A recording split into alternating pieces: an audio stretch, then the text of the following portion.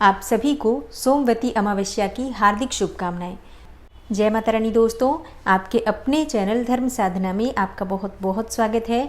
भगवान भोलेनाथ और माता पार्वती की कृपा सदैव हम सभी पर बनी रहे। दोस्तों, आज की वीडियो में आप सुनेंगे सोमवती अमावस्या की कथा। सोमवार को जो अमावस्या आती है उसे सोमवती अमावस्या कहा जाता है। सोमवती अमावस्या के दिन सुहागिन महिलाएं व्रत धारण करती हैं, निर्जला व्रत धारण करके और पीपल की परिक्रमा करती हैं, पीपल की पूजा करती हैं, अखंड सौभाग्य के लिए प्रार्थना करती हैं।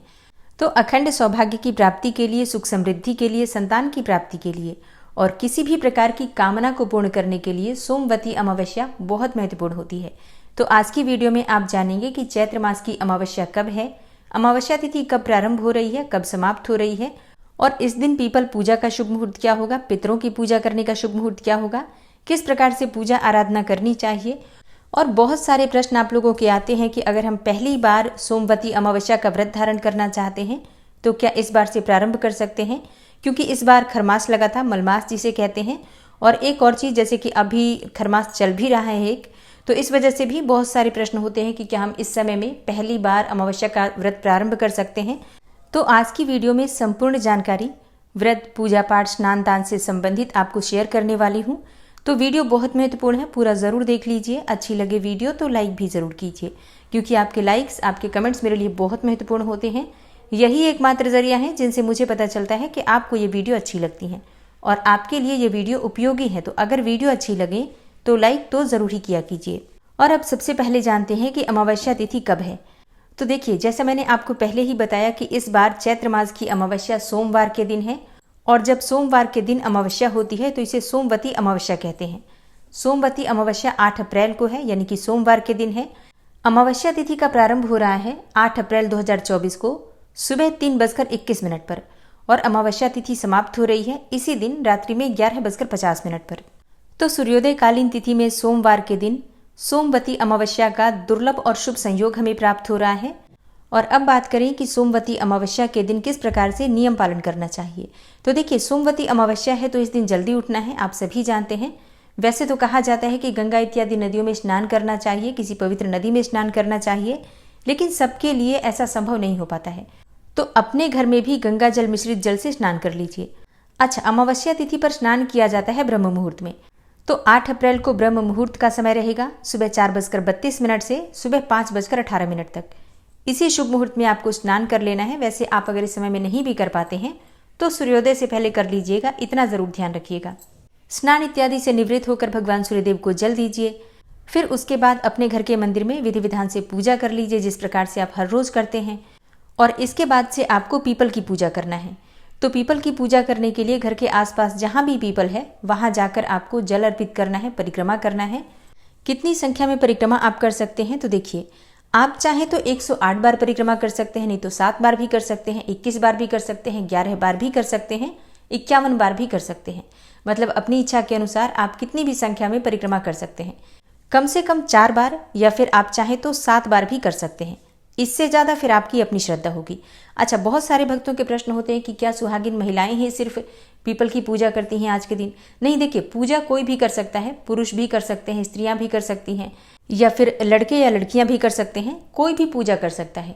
सुहागिन महिलाओं की पूजा विधि थोड़ी अलग होती है, कुछ विशेष होती है, क्योंकि सुहागिन महिलाएं व्रत धारण करके और अपने अखंड सौभाग्य की प्राप्ति के लिए सुहाग की सामग्री भी पीपल की जड़ में अर्पित करती हैं, जल भी देती हैं, परिक्रमा भी करती हैं, बहुत सारी चीज़ें हम दान भी देते हैं, अपने लिए भी चढ़ाते हैं, अपने पति के लिए भी चढ़ाते हैं। तो ये हमारी पूजा थोड़ी विशेष हो जाती है। बाकी लोग जल अर्पित करके और परिक्रमा करके प्रार्थना कर सकते हैं। ठीक है, तो इतना ध्यान रखिएगा कि पूजा कोई भी कर सकता है। विशेष पूजा सुहागिन महिलाओं के लिए होती है, कुछ विशेष नियम होते हैं। अच्छा, नियम क्या होते हैं वो आप जान लीजिए। देखिए, सुहागिन महिलाओं को सुहाग की सामग्री पीपल की जड़ में आज अर्पित करना है। जल क्या अर्पित करना होता है, बस थोड़ा सा कच्चा दूध ले लीजिए एक पात्र में, उसी में आप चाहे तो जल मिला सकते हैं, चाहे तो अलग से दूध ले सकते हैं और जल का पात्र अलग से भी ले सकते हैं। ये पूरी तरह से आपकी अपनी इच्छा है। या फिर एक ही पात्र में थोड़ा सा जल ले लीजिए, थोड़ा दूध डाल दीजिए, शक्कर डाल दीजिए और थोड़े से अक्षत डाल दीजिए और इसी जल से पीपल की जड़ को सींचते हैं। फिर उसके बाद धूप, दीप, नैवेद्य, अक्षत, पुष्प इत्यादि सभी चीज़ें पीपल की जड़ में अर्पित करते हैं, मिठाई अर्पित करते हैं, फल इत्यादि अर्पित करते हैं। जितनी संख्या में आपको परिक्रमा करना होता है उतनी संख्या में कोई सामग्री आप लेकर जाइए, उसी से आप परिक्रमा करते हैं और उन सामग्रियों को दान कर दिया जाता है। अच्छा, ये सामग्री आप चाहें तो किसी ब्राह्मण को दान कर सकते हैं, या फिर जैसे कि अगर खाने पीने की चीज़ें होती हैं, जैसे कुछ टॉफ़ी वगैरह लेकर गए हैं आप, या मिठाइयों से आप परिक्रमा कर रहे हैं, तो वो आप बच्चों में भी वितरित कर सकते हैं। सुहाग की सामग्री से अगर आप परिक्रमा कर रहे हैं तो सुहाग की सामग्री आप किसी सुहागिन स्त्री को दान कर सकते हैं, या जैसे कि अधिक संख्या में सुहाग की सामग्री है तो आप कई सुहागिन स्त्रियों को उस सामग्री में से दान कर सकते हैं। विशेष रूप से सुहागिन महिलाएं आज के दिन पीपल की जड़ में सिंदूर अर्पित करती हैं, और जितनी बार भी आप परिक्रमा करेंगे उतनी बार पीपल की जड़ में सिंदूर लगाते हैं, फिर उसी उंगली से अपनी मांग भरते हैं। तो इस प्रकार से अखंड सौभाग्य के लिए हम प्रार्थना करते हैं। ठीक है, तो इस प्रकार से सुहागिन महिलाओं के नियम थोड़े अलग होते हैं। और परिक्रमा करने के बाद सोमवती अमावस्या की कथा पढ़ सकते हैं, वहीं पर बैठकर, चाहे तो सुन भी सकते हैं। परिक्रमा करते समय ओम नमो भगवते वासुदेवाय नमः या फिर ओम नमः शिवाय इस प्रकार से मंत्र जप कर सकते हैं। ठीक है, मतलब मंत्र जप करते हुए ही पूजा की जाती है, क्योंकि कहा जाता है ना, मौन रहकर पूजा नहीं करनी चाहिए। तो इस बात का आप लोग ध्यान रखिएगा। और फिर पूजा करने के बाद घर आकर आप चाहे तो जल पी सकते हैं, फलाहार कर सकते हैं। बहुत से लोग हैं जो पूरे दिन का व्रत रखते हैं, मतलब शाम के समय फिर मीठा भोजन करते हैं। तो जैसा आपके यहाँ नियम होता है उसी प्रकार से आप भोजन कर सकते हैं या फिर व्रत धारण कर सकते हैं। लेकिन हाँ, इतना ज़रूर ध्यान रखिए कि पीपल की पूजा करने के बाद, पीपल की परिक्रमा करने के बाद ही अन्न और जल का सेवन किया जाता है। ठीक है, कम से कम तब तक तो व्रत जरूर रहना चाहिए जब तक हमारी पूजा पूरी ना हो जाए। अब बात करें कि पीपल की पूजा का समय क्या रहेगा, तो देखिए, सूर्योदय के बाद ही पूजा की जाती है और 8 अप्रैल को सूर्योदय काल का समय रहेगा सुबह 6:16 पर। तो जब तक आप घर में पूजा करेंगे, स्नान दान इत्यादि करेंगे, तब तक सूर्योदय काल का समय भी हो जाएगा। फिर इसके बाद आप पीपल की पूजा भी कर सकते हैं। अच्छा, जिनके घर के आसपास पीपल ना हो वो क्या करें, तो देखिए, अगर आपके घर के आसपास पीपल नहीं है तो आप तुलसी की परिक्रमा कर सकते हैं। तुलसी की भी इसी प्रकार से पूजा कर सकते हैं। ठीक है, तो तुलसी तो सबके घर में होती है, आप आराम से अपने घर में भी पूजा परिक्रमा सब कुछ कर सकते हैं। आज सुहागिन महिलाओं को कच्चा दूध शिवलिंग पर जरूर अर्पित करना चाहिए। इससे सौभाग्य में वृद्धि होती है, अखंड सौभाग्य की प्राप्ति होती है। और माता पार्वती की पूजा आज विधि विधान से आप कीजिए। लाल फूल अर्पित कीजिए, सुहाग की सामग्री अर्पित कीजिए, उनसे प्रार्थना कीजिए, तो निश्चित ही माता पार्वती की कृपा से आपको अखंड सौभाग्य की भी प्राप्ति होगी और दाम्पत्य जीवन भी सुखमय होगा। इसके अलावा तुलसी की पूजा भी बिल्कुल उसी प्रकार से करनी है जिस प्रकार से आपको पीपल की पूजा करनी है। मतलब अगर आप पीपल की पूजा भी करते हैं तब भी आपको तुलसी की पूजा जरूर करनी है। अखंड सौभाग्य की प्राप्ति के लिए, दाम्पत्य जीवन को सुखमय बनाने के लिए सुहागिन महिलाओं को कुछ चीजों का दान अवश्य करना चाहिए। जैसे कि आज के दिन आपको आटा, घी, चावल, शक्कर और सुहाग की सामग्री, इन चीजों का दान किसी ब्राह्मण को या फिर सुहागिन महिला को, किसी जरूरतमंद को जरूर करना चाहिए। इससे आपका सौभाग्य बढ़ता है, घर में सुख समृद्धि बढ़ती है, संतान प्राप्ति की कामना हो तो पूर्ण होती है, घर से बीमारियां दूर होती हैं, कलह क्लेश समाप्त हो जाते हैं, वास्तु दोष, पितृ दोष और किसी भी प्रकार का ग्रह दोष हो तो अमावस्या के दान से दूर हो जाता है, समाप्त हो जाता है। इस दिन पितरों के तर्पण करने का समय होगा सुबह 11:58 से दोपहर 12:48 तक। दोपहर में ही पितरों की पूजा की जाती है, पितरों के लिए तर्पण किया जाता है। आप चाहें तो अपने घर में भी दक्षिण दिशा की तरफ मुख करके और खुले स्थान पर पितरों का तर्पण कर सकते हैं, या फिर घर के आसपास पीपल का वृक्ष हो तो वहां जाकर पितरों के निमित्त जल अर्पित कर सकते हैं, परिक्रमा कर सकते हैं, पितरों का तर्पण पीपल के वृक्ष के नीचे भी कर सकते हैं। और अब बात करें कि क्या पहली बार सोमवती अमावस्या का व्रत कर सकते हैं प्रारंभ? जी हाँ, बिल्कुल कर सकते हैं। जैसे कि होलिका दहन के बाद आप कोई भी नया व्रत प्रारंभ कर सकते हैं। तो होलिका दहन तो हो ही चुका है, अब आप लोग चाहें तो कोई भी नया व्रत प्रारंभ कर सकते हैं। चैत्र मास में जैसे कि नवरात्रि आती है, इस बीच में कोई नया व्रत अगर आप शुरू करना चाहते हैं, जैसे कि किसी भी वार का व्रत, सोमवार, मंगलवार, बुधवार इत्यादि कोई भी वार के व्रत प्रारंभ करना चाहते हैं तो चैत्र मास की नवरात्रि से भी प्रारंभ कर सकते हैं। और अभी जैसे कि खरमास चल रहा है तो इस खरमास का कोई इतना महत्व नहीं होता है, मतलब इसमें व्रत इत्यादि किए जाते हैं, या फिर जनेऊ हो या गृह प्रवेश हो, इस समय में सारी चीजें की जाती हैं। इस खरमास को इतना अधिक नेगेटिव नहीं माना जाता है, तो इसको लेके आप लोग इतना विचार मत किया कीजिए, हर चीज में संशय नहीं करना चाहिए। अब जैसे कई भक्तों के प्रश्न है कि 9 अप्रैल से प्रारंभ हो रही है नवरात्रि, तो क्या हम सोमवती अमावस्या के दिन बाल धो सकते हैं? देखिए, अमावस्या तिथि के दिन बाल नहीं धोना चाहिए, ये मतलब बिल्कुल नियम है, तो आपको ये ध्यान रखना है। वैसे भी सोमवती अमावस्या को अखंड सौभाग्य के लिए हम पूजा करते हैं, तो उस दिन बाल धोना तो बिल्कुल भी ठीक नहीं होगा। तो आप लोग रविवार के दिन बाल धो लीजिए, फिर सोमवार के दिन हम व्रत कर ही रहे हैं सोमवती अमावस्या का, या व्रत नहीं भी कर रहे हैं अगर आप सोमवती अमावस्या का, तभी पीपल की पूजा कर लीजिएगा, और नहीं भी कर पाते हैं तो तुलसी की पूजा कर लीजिए। और फिर नवरात्रि के पहले दिन भी आप बाल धो सकते हैं, कोई समस्या नहीं है। लेकिन अमावस्या के दिन बाल मत धोइए, इस बात का आपको ध्यान रखना है विशेष रूप से। सोमवती अमावस्या की कथा। पौराणिक कथा के अनुसार एक साहूकार के 7 बेटे थे, 7 बहू और 1 बेटी थी। साहूकार के घर एक जोगी भिक्षा मांगने आता था। जोगी को साहूकार की बहू भिक्षा देती थी तो वो ले लेता था, लेकिन जब बेटी देती थी तो वो भिक्षा नहीं लेता था और कहता था कि बेटी सुहागन तो है पर उसके बाद में दुहाग लिखा है। जोगी की यह बातें सुनकर बेटी को चिंता होने लगी और उसका शरीर भी कमजोर होने लगा। एक दिन उसकी माँ ने पूछा कि बेटी, तुम इतने दिनों से इतनी कमजोर क्यों दिखाई देती हो? तब उसने बताया कि माँ, एक जोगी भिक्षा मांगने आता है जो कहता है कि बेटी है तो सुहागन, लेकिन इसके नसीब में दुहाग लिखा है, अर्थात दुख लिखा है। यह बात सुनकर उसकी माँ ने कहा कि कल मैं सुनूंगी। अगले दिन जब जोगी भिक्षा लेने आया तो उसकी माँ चुप कर बैठ गई। जब बेटी भिक्षा देने लगी तो जोगी ने वही बात फिर से बोली। इतनी बात सुनकर उसकी माँ बाहर निकल कर आई और बोली, एक तो हम तुम्हें भिक्षा देते हैं और तू ऊपर से हमें गाली देता है। तब जोगी बोला कि मैं गाली नहीं देता, जो कहता हूँ सच कहता हूँ। इसके भाग में यही लिखा है, वही मैं कहता हूँ। माँ ने जोगी से कहा कि तुम्हें यह पता है कि इसके भाग्य में दुहाग लिखा है, तो ये भी बता दो कि कैसे दूर होगा। तब जोगी बोला कि 7 समुंदर पार एक सोना धोबन रहती है जो सोमवती अमावस्या का व्रत करती है। अगर वह आकर अपना फल दे दे तो इसका निवारण हो सकता है, नहीं तो विवाह होते ही इसके पति को सर्प डस लेगा। यह बातें सुनकर माँ बहुत रोने लगी और सोना धोबन की तलाश में जाने लगी। चलते चलते रास्ते में तेज धूप पड़ने लगी तो साहूकारनी एक पीपल के पेड़ के नीचे बैठ गई। उस पीपल के पेड़ में एक गरुड़ पक्षी का घोंसला था जिसमें गरुड़ का छोटा सा बच्चा रहता था। साहूकारनी को घोंसले के पास एक सर्प अर्थात सांप जाता दिखाई दिया तो उसने उस गरुड़ के बच्चे को बचाने के लिए उस सांप को मारकर ढाल के नीचे रख दिया। जब गरुड़ और पंखनी आए तो घोंसले के पास खून देखकर क्रोधित हो उठे और साहूकारनी को चोंच मारने लगे।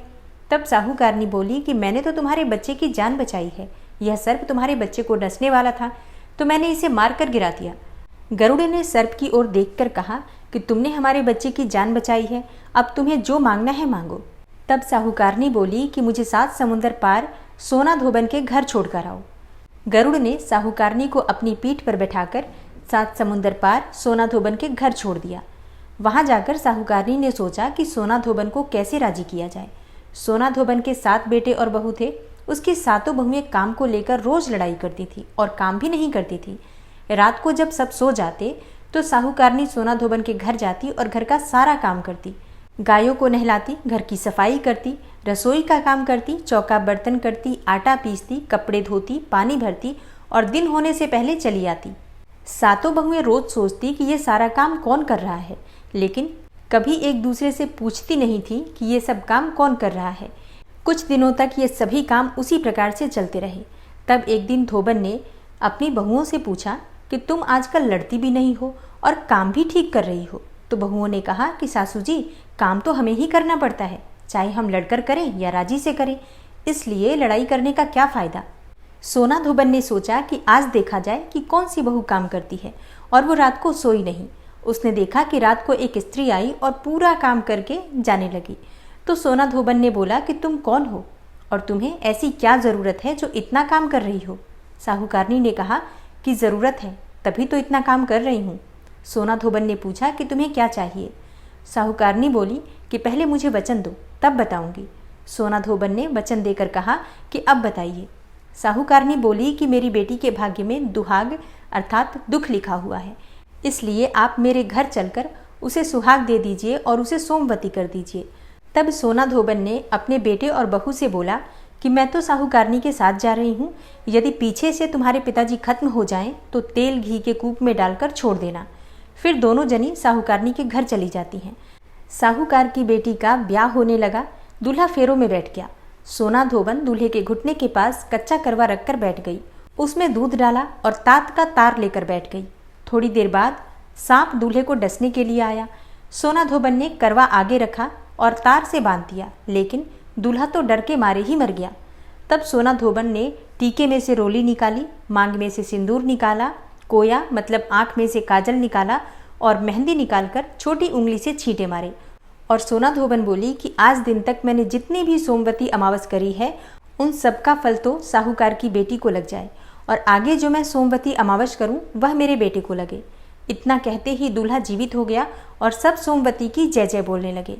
सोना धोबन वापस जाने लगी। तब साहूकारनी बोली कि तुमने मेरे जवाई को नया जीवन दान दिया है, इसलिए तुम्हें जो इच्छा हो मांगो।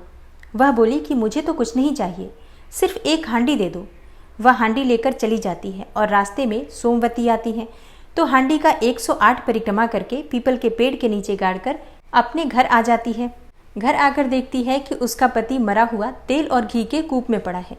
तब उसने टीके में से रोली निकाली, मांग में से सिंदूर निकाला, कोया में से काजल निकाली और नुम्बा में से मेहंदी निकालकर चिटली उंगली से छींटे दिए और बोली, मैंने जो रास्ते में सोमवती की है उसका फल मेरे पति को लगे। इतना कहते ही उसका पति उठकर बैठ गया।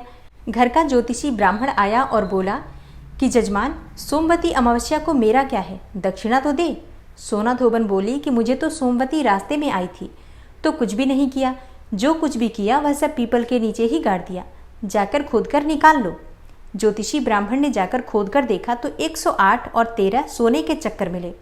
ज्योतिषी ब्राह्मण सबको घर ले आया और बोला कि ऐसी फेरी की है और मुझे बोल दिया कि कुछ भी नहीं किया। तब सोना धोबन बोली कि यह तो तुम्हारे ही भाग से हुआ है, इसलिए इसे अब तुम ही ले जाओ। ब्राह्मण बोला कि मेरी तो इसमें से चौथी पाती है, बाकी आपका मन हो उसे दे देना। सारी नगरी में बोल दिया कि सब सोमवती अमावस्या का व्रत कीजिए। हे सोमवती अमावस, जैसा साहूकार की बेटी को सुहाग दिया वैसा सबको सुहाग देना। सोमवती अमावस की कहानी कहने वाले को, सोमवती अमावस की कहानी सुनने वाले को और हुंकारा भरने वाले को और अपने पूरे परिवार को देना। प्रेम से बोलिए, जय सोमवती अमावस्या।